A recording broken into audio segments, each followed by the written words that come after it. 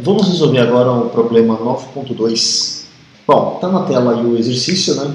O enunciado. Uma fonte de corrente em um circuito linear, ela tem esse comportamento. A pergunta é, qual a amplitude da corrente, qual é a frequência angular, determine a frequência da corrente e calcule o valor da corrente para t igual a 2 milissegundos. Bom, é um exercício bem tranquilo, tá? Vamos colocar aqui a corrente é igual a 15 cosseno de 25 π vezes t mais 25 graus, tá bom? Bom, o item A, um cosseno de ômega-t mais uma determinada fase, onde esse valor aqui define a amplitude da nossa senoide. Então, por comparação, esse cara aqui, né, a amplitude da corrente é igual a 15 amperes. Essa é a amplitude da corrente. O item B, ele pede para nós calcularmos a frequência angular. A frequência angular é o ômega. Portanto, por comparação, nós vamos ter que ômega é igual a 25π radianos por segundo. Se nós pudermos aqui também, né, 25 vezes 3,14, nós temos uma frequência angular aí de mais ou menos 78,54 radianos por segundo. Bom, o item C, o exercício nos pede a frequência. No item C, nós temos qual a frequência? A frequência comum, o F. Nós sabemos que ômega é igual a 2π vezes F. Portanto, F vai ser igual a F, que é a frequência, ômega dividido por 2π. Mas quem é ômega? Eu não vou usar esse valor aqui, 78,54. Eu vou usar o 25π, porque eu já posso cancelar com 2π de baixo, né? Portanto, a frequência ela vai ser igual a 25 dividido por 2, que é 12,5 Hz. Essa é a frequência que o exercício nos fornece. Bom, o item D, o exercício pede para nós calcularmos qual é o valor de Ix para t igual a 2 milissegundos. Bom, é simples, basta pegar a expressão para Ix e, no lugar do t, colocarmos 2 milissegundos. Então, vamos ter 25π vezes 2 vezes 10 a menos 3, mais 25 graus. Só que aqui nós temos que tomar um cuidado, né? Temos aqui uma atenção, ó.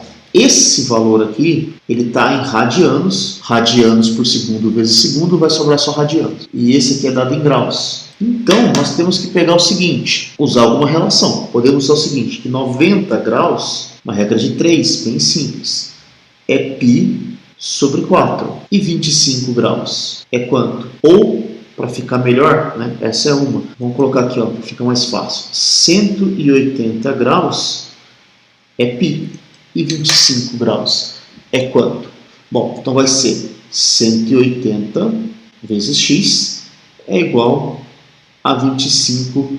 Aí, fazendo essa conta, né, 25 vezes π, que é 3,14, dividido por 180, nós vamos chegar aqui, o x aqui, que é o 25 graus, é 0,436 radianos. Tá? Então, a gente pode calcular o x igual a 15 cosseno de 25π vezes 2 vezes 10 a menos 3. Né? Quanto dá essa conta? Dá 0,157 mais 0,436. Tudo isso radiano. Então, nós temos que Ix é igual a 15 cosseno de 0,593. A gente basta calcular o cosseno desse ângulo. Lembrando, esse ângulo está em radianos, tá? Bom, calculando o cosseno desse valor em radianos vezes 15, nós vamos ter que o Ix é igual a 12,44 ampere. Isso para T igual a 2 milissegundos. Bom, é um exercício bem tranquilo, né? Não tem muito segredo trabalhar com esse problema. Bom, vamos usar o método gráfico para resolver isso aqui. Vocês lembram do gráficozinho que nós vimos? Estudamos? É o seguinte, aqui eu tenho mais cosseno de ômega t. Aqui eu tenho mais seno de ômega t. Para eu sair de mais cosseno de ômega t para mais seno de ômega t, eu preciso percorrer um ângulo de 90 graus, certo? O que nós temos aqui? Ó? Temos um seno de um ângulo, ômega t mais 30. Então, se eu quero escrever em termos de cosseno, basta eu percorrer 90 graus no sentido anti-horário, né? Nós estamos aqui. Nesse sentido, eu estou subtraindo 90 graus. Portanto, eu posso escrever 10 cosseno de ômega t mais 30 menos 90 graus. Isso aqui é igual a 10 cosseno de ômega t menos 60 graus. Dessa forma, nós escrevemos aquele seno em termos... O item B, também ele pede para escrever em termos de cosseno. O item B, ele é o seguinte problema. Menos 9 seno de 8t. Precisamos escrever isso em termos do cosseno, certo? Então, vamos de novo fazer aquele gráficozinho lá. Eu tenho, e para cá nós temos o seno do número positivo. Só que eu não tenho seno, eu tenho um menos seno, né? Então, nós estamos aqui, desse lado. Se eu quero ir para o mais cosseno, eu vou estar percorrendo nesse sentido horário, eu vou estar... Lembrando que aqui, né, nós temos para esse lado aqui, né? Essa é a ordem. Então, eu vou somar 90 graus. Tá? Se eu somar 90 graus, eu resolvo o problema. Então, eu vou sair daqui, onde está o menos 9 seno de 8t, e vou vir para cá. Então, eu vou somar 90 graus naquele cosseno. Então, nós temos o seguinte. A expressão vai ser igual a 9 cosseno de ômega t mais 90 graus. Bom, lembrando que vocês podem utilizar aquelas relações trigonométricas, cosseno de A mais B, seno de A mais B, seno de A menos B, cosseno de A menos B, e chegar nesses mesmos resultados. E por último, o item C. O item C, ele consiste de menos 20 seno de ômega t mais 45 graus. Bom, é idêntico ao caso anterior. Nós vamos ter o gráfico, né? Mais cosseno de ômega t. Aqui nós temos mais seno de ômega t. O nosso ângulo,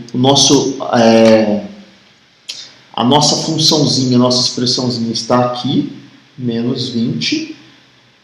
Seno de ômega t mais 45 graus. Se eu quero ir para mais cosseno, basta somar 90 graus, né? Eu quero sair daqui e vir para cá, 90 graus. Então, nós teremos 20 cosseno de ômega t mais 35 graus mais 90 graus. Isso é igual a 20 cosseno de 130, aqui não é 40, aqui não é 35, não é 45. 135 graus. 20 cosseno de ômega t mais 135 graus. Ok? Aí nós conseguimos escrever essa expressãozinha também, usando essa relaçãozinha. Um outro exercício é o exercício 9.5. O exercício ele diz o seguinte: dado a seguinte função V1 igual a 45 seno de ômega-t mais 30 graus, tá? Isso é volt, e V2 igual a 50 cosseno de ômega-t menos 30 volts. Determine o ângulo de fase entre as duas senoides e indique qual delas está atrasada em relação à outra. Basicamente, ele quer que a gente determine a diferença de fase entre as duas e qual senoide está atrasada. Bom, de novo, nós podemos fazer isso por vários métodos, mas eu disse lá atrás que nós iríamos utilizar o método fasor, método fasorial, né? Que é esse que nós acabamos de ver, que foi o que nós já utilizamos, né? O método gráfico. Então vamos resolver pelo método gráfico. Vamos resolver esse problema aqui pelo método gráfico, né? Como eu venho sugerindo, então eu vou desenhar aqui os dois eixos, isso é o método gráfico, e aí a gente vai percorrer da seguinte maneira. Para cá, cosseno de ômega-t, e aqui é mais seno de ômega-t. O V1, ele tem um tamanho 45, aqui um seno, né? Esse seria o V1. E aqui nós temos um ângulo de 30 graus. Por outro lado, o V2, ele vai estar dentro do cosseno, e ele vai ter um ângulo aqui de menos 30 graus. Bom, menos 30, mas na verdade aqui é só vai ter um ângulo de 30 graus também. Tá? Então aqui é o V2. Bom, esse é o sentido de propagação. No sentido de propagação de ômega, os valores são positivos no sentido anti-horário e os valores são negativos no sentido horário. Tá bom? Qual que é a diferença de fase entre eles? A diferença de fase é essa daqui, ΔΦ. Nós sabemos que ΔΦ mais esse 30 mais esse 30 é igual a 90 graus, né? Portanto, φ, a diferença de fase deles é de 30 graus. Mas quem está avançado? Nós temos o seguinte, esse é o sentido de propagação. Se esse é o sentido de propagação, nós temos que V1 está 30 graus atrasada em relação a V2. É isso que nós temos. Por quê? Para um determinado tempo T, V2 vai estar aqui e V1 vai estar atrás dela. Por outro lado, nós temos que V2 está adiantada a 30 graus em relação a V1. Tá? As duas informações são corretas. Vamos resolver o exercício 7. Não, o exercício 9.7 do 7. É uma demonstração que eu acho que é bem interessante para resolvermos. Ele fala o seguinte: se f de φ é igual a cosseno de φ mais j seno de φ, demonstre a f de φ é igual a e elevado a jφ. É a premissa que partimos lá para definir fasores, né? Eu falei que a equação de Euler, ela fala que uma exponencial imaginária é exatamente igual à soma de um cosseno mais j seno de φ. Como nós podemos demonstrar essa expressão? Vamos fazer o seguinte, vamos derivar essa função φ em relação ao próprio φ. Tá? Se a gente pegar e vir derivar, qual é a derivada? Nós vamos ter aqui, ó, dφ de quem? Cosseno de φ mais j seno de φ. Certo? Então, derivada da f de φ em relação a φ vai ser igual a derivada de um cosseno, é menos seno, mais j, a derivada do seno, que é cosseno de φ. Essa é a expressão que nós temos. Ó, vamos olhar um pouco aqui para a gente. Quem é j? J não é a raiz de menos 1? Então, nós podemos escrever j ao quadrado como menos 1. Né? Vou pegar isso e jogar aqui dentro. Então, a derivada em relação a φ vai ser igual a j ao quadrado, seno de φ, mais j cosseno de φ. Certo? Bom, vamos colocar j em evidência? Vamos para cá. gente pode colocar J. Opa. Nós temos aqui a derivada, né? Vamos manter derivada. Vamos colocar J em evidência. Quando a gente coloca J em evidência, nós vamos ter J seno φ mais cosseno φ. Vamos mudar a ordem aqui. Derivada, isso é J. Ó, cosseno é a parte real, aqui, mais J seno φ, que é a parte imaginária. Tá? Mas quem é essa expressãozinha aqui? Quem é essa expressão? Essa não é a f de φ, que eu falei ali na frente? Essa é a própria f de φ. Então, nós temos o seguinte, a derivada da f de φ em relação a φ é igual a j vezes a própria f de φ. Aqui a gente pode resolver, isso aqui é uma equação diferencial, né, de primeira ordem, podemos resolver por separação de variáveis, né, se vocês lembrarem do curso de equação diferencial. Então, nós temos isso aqui, derivada da função dividido pela própria função, e isso é igual a j vezes a derivada de φ. Vamos integrar em ambos os lados. Aqui. Vamos integrar aqui e vamos integrar esse lado de cá. Tá? Então, aqui nós vamos ter a integral da derivada da função em relação à própria função. Isso vai nos dar um ln dessa f de φ. Isso aqui vai ser igual a um jφ mais uma constante, que eu vou chamar essa constante de ln de A. Vou chamar essa constante de ln de A. Posso passar esse ln para cá, vamos ter ln de f de φ menos ln de A, isso é igual a j vezes φ.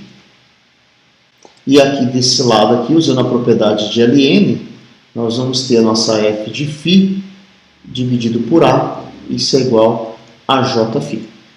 Bom, podemos elevar aqui, pessoal, aplicar ou atuar ambos os lados a exponencial. Então, quando eu atuo uma exponencial num ln, eu vou ter a própria função, o argumento, né, da ln, elevado a jφ. Portanto, a função f de φ ela pode ser escrita como um a elevado a jφ, onde esse a depende das condições iniciais do problema. Tá? Então, temos aí um exercício resolvido. Ok? O exemplo 9.9, ele é 2 itens. Tá? O item A, ele pede para nós calcularmos os números complexos e deixar na notação na forma polar. O primeiro número complexo que nós temos é esse daqui, 5, uma fase de 30. Tá bom? Tudo isso multiplica 6 menos J8 mais 3, uma fase de 60, 2. Bom, ele coloca aqui, ele mistura todas as formas, né? Nós temos a notação polar, notação retangular, polar de novo. Então, algumas coisas a gente precisa fazer aqui, ó. Identificar qual é a forma mais simples de resolver uma conta dessa. A gente pode pensar da seguinte maneira: quando nós tivermos divisão e multiplicação, nós vamos trabalhar com a notação polar e exponencial, né? A exponencial, e aí a gente retoma para polar. Quando tiver somas, a gente trabalha com a retangular. Então, dessa maneira, esse item A aqui, nós podemos resolver. Vamos escrever 2 mais j na notação polar. Bom, como nós fazemos isso daqui? A gente pega um gráfico, plano complexo. Nós vamos ter 2 real e 1 imaginário. Então, esse aqui é o número complexo. Precisamos encontrar esse módulo e esse ângulo. Esse número na notação polar, 2 mais j, ele vai ser igual a 2,24 com uma fase 26,56, certo? Esse é o número. Então, nós vamos ter, vamos jogar lá em cima naquela conta, 3 com uma fase de 60 graus, dividido por 2,24 com uma fase de 26,5. Isso é igual a 3 dividido por 2,24. Tá? Ah, mas como que eu resolvo isso daqui? Se eles estão dividindo, lembra, abri um parênteses aqui, ó. Esse é 3 e elevado a j 60 dividido por 2,24 e elevado a j 26,5. Isso é igual a 1,33 e elevado a j 60 menos 26,50, tá? E eu falei para vocês que não vou ficar fazendo essas contas toda hora. Então, toda vez que a gente tiver uma subtração na notação polar, eu vou dividir os módulos e subtrair os ângulos, né? Então, se a gente pegar aqui, fosse 27, seria 33, então dá 33,5. 33,5. Vamos lá em cima na conta. Então, nós vamos ter ainda agora, ó, 5 com uma fase de 30 graus, 6 menos J8, mais 1,33 com uma fase de 33,5 graus. Ó, o que nós temos aqui? Um número complexo na notação retangular e um número complexo na notação polar. Retangular e polar. Qual é a melhor forma de realizar essa conta? É pegar a notação polar e passar para retangular, porque assim a gente consegue somar. Então agora vamos pegar esse cara aqui e passar a notação polar. Vamos colocar aqui, ó, vamos fazer um gráfico. Quem eu tenho aqui? 1,33 com um ângulo positivo de 33,5. Mais ou menos isso daqui que eu tenho. Esse ângulo, 33,5 e esse tamanho, 1,33. Como eu transformo isso daqui? Eu faço a projeção, tá? O 1,33 com uma fase de 33,5 graus, isso é igual a 1,33, vou abrir parênteses. Essa projeção aqui com um ângulo, então é cosseno de 33,5 mais J seno de 33,5. Basta calcular esses valores. 0,73. Tá? Então, é esses dois números que estão aqui. Então, nós podemos somar. Esse aqui, nós vamos somar, vai ficar 5 com uma fase de 30 graus, que multiplica 6 menos J8 mais 1,1 mais J 0,73. Então, a gente soma esse com esse daqui. Então, aqui vai ficar 5 com uma fase de 30 graus, que multiplica 7,1. Esse é maior que esse, então vai ficar negativo. Tá? Vai ficar 7,27. J. Temos este número complexo. Tá? E esse número complexo escrito na forma polar, ele vai ter 5 com uma fase de 30, que multiplica 10,2 com uma fase de 45,7. E o problema pede para escrever isso na notação polar. Na notação polar, nós vamos ter 5 vezes 10, né? Isso vai dar 51. E as fases se somam, né? Vai dar 75,7 graus. Tá? Esse é o nosso número complexo que o exercício pede. Lembrando, né, que eu estou fazendo isso direto por causa dessa informação aqui, né? Que na forma exponencial basta somar os ângulos, no caso de um produto de número complexo. Ok?